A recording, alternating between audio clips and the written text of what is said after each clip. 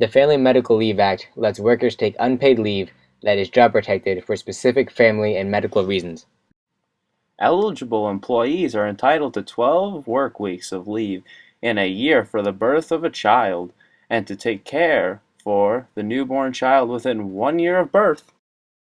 You're also entitled to 12 work weeks in a year for a newly adopted child. And for caring for your spouse, child, or parent who has a severe health condition, or you have a severe health condition yourself.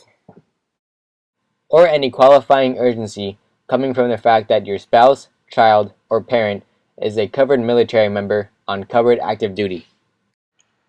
You can also get 26 work weeks of leave in a year to care for a covered service member with a severe injury or illness.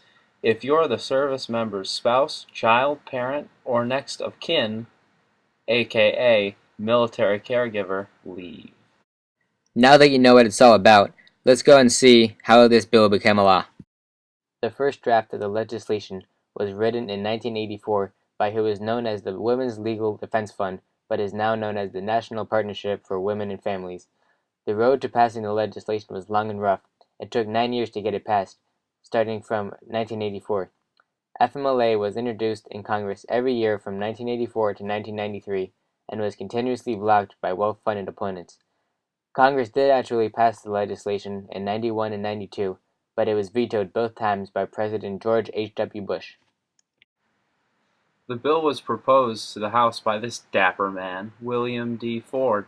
He was chairman of the Committee on Education and Labor during the 102nd and 103rd Congress. The bill was first referred to the House Committee on Education and Labor and the Subcommittee on Labor Management Relations. The bill was then referred by the House Committee on Post Office and Civil Service and the House Committee on House Administration and was amended by both committees. The bill was passed in the House with a vote of 265 to 163. Most of the people who voted for it were Democrats, and most people who voted against it were Republicans. But the bill still received bipartisan support. The bill was then passed to the Senate, who agreed to it as well with a vote of 71 to 27.